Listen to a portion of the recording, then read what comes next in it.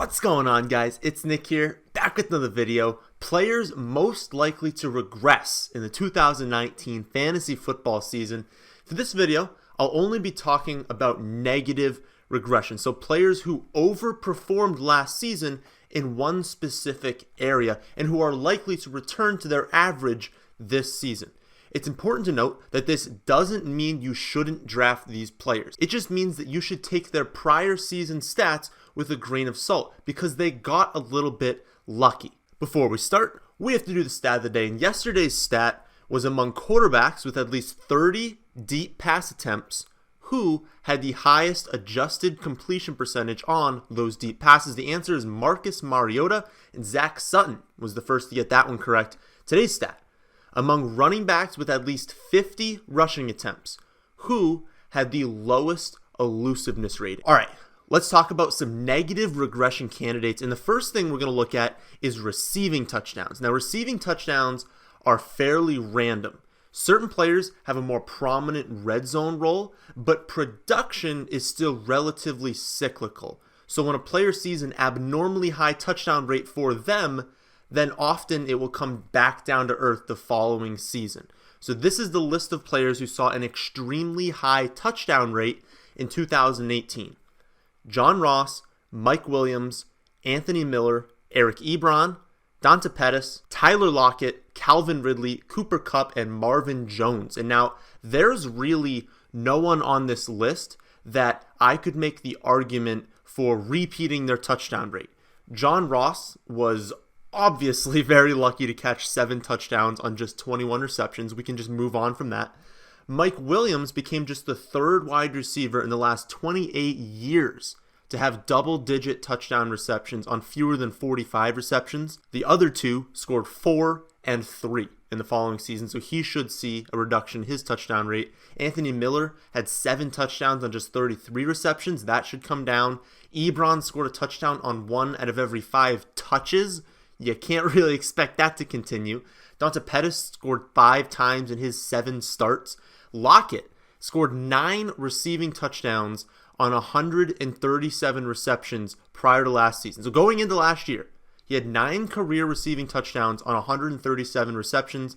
Last year, he scored 10 times on just 57 receptions. Calvin Ridley, well, he was 89th in targets inside the 10-yard line last season, yet he scored the 6th most receiving touchdowns. In fact, he converted all 3 of his receptions inside the 10-yard line into touchdowns and 6 of his 7 receptions inside the 20 into touchdowns. That's the easiest regression candidate you can find, and it's not because they didn't use Tulio, because they use Tulio far more in both areas of the field than Ridley. We don't have a ton of past data on Cooper Kupp, but he was on pace for 12 touchdowns and 80 receptions, which is unsustainable for any wide receiver. It doesn't matter who you are or what offense you're on. Last, we have Marvin Jones and his 14% touchdown rate before getting injured, despite having a career average of 11%. Plus, we can expect Golladay to take a step forward this season. The next area you might be thinking about is, okay, well, how does rushing touchdown rate look?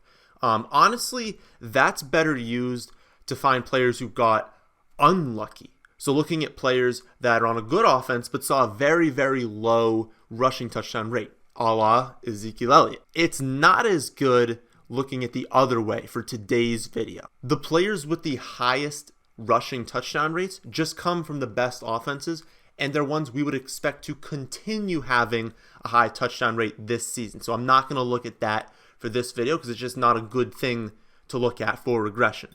What we are going to look at is passing touchdown rate. This is something that will stabilize throughout a player's career, but does have spikes and does fall along the way. So what you want to do is look for the peaks and look for the canyons, because then you're going to find the next season or the seasons before, all that should be more towards the middle. The players who saw the highest passing touchdown rates were Mahomes, Wilson, Fitzmagic, Breeze, Rivers, Tannehill, Luck, Ryan, and Dalton. Now, most of these guys won't see very much regression.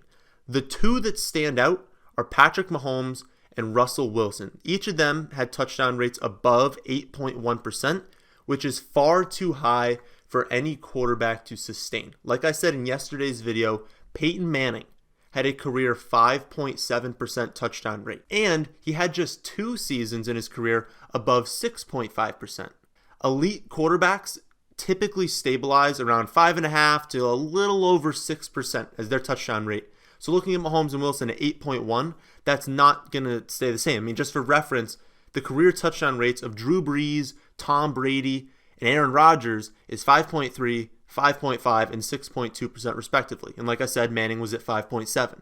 So Mahomes and Wilson are going to throw for fewer touchdowns on a per play basis. If you think that they're going to throw more passes, well, then they can repeat their totals. But their touchdowns per attempt is going to decrease. Next, we're going to look at yards per carry for running backs to see which running backs got a little bit lucky in achieving as high yards per carry average as they did. To do this, we're going to look at which running backs saw a very high percent of their total carries come from long runs, with a low percent of their carries gaining positive yardage. This would indicate that a player busted off a few long runs, but aside from that, didn't perform nearly as well overall. Meaning, if you take away just a few plays, their numbers look a lot different than they did. And the classic example of this would be Leonard Fournette in his rookie season. He actually had a really low yards per carry, 3.9, but 8.6% of that came on one 90-yard touchdown run late in the game. Take that one carry out, and his yards per carry would have dropped from 3.9 to 3.55, which is awful. What did he do the following season, which was last year? Well, he averaged 3.3 yards per carry since he didn't break off a 90-yard touchdown run, because those aren't the most repeatable of things.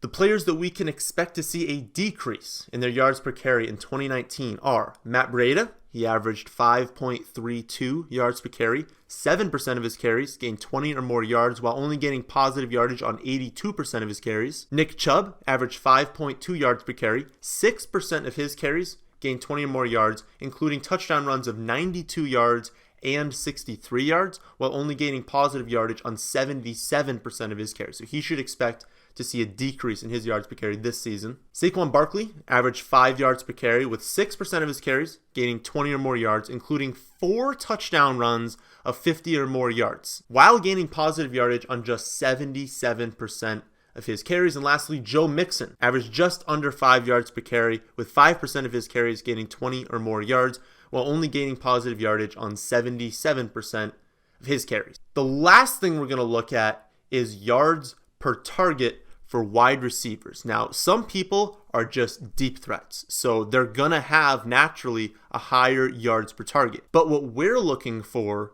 are players who saw an abnormally high yards per target, because we can expect those players to see a decrease. The first is, again, Tyler Lockett. Now, his yards per target in his career have been 9.6, 9, and 7.8. Last season, he had 13.9. That is going to come down.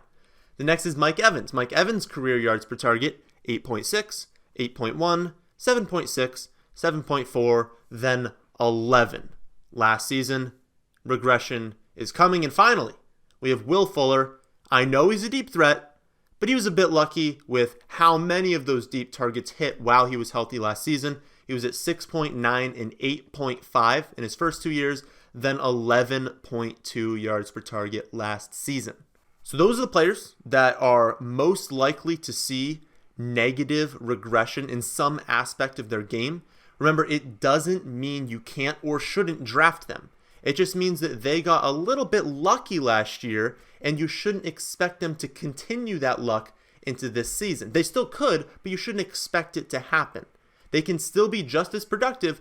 They'll just need a volume increase for that to happen. So that's the end of this one. I hope you did enjoy. If you did, how about hitting that like button? If you're new here, how about subscribing to the channel? But thanks for watching. But that's the end of this one. Thanks for watching.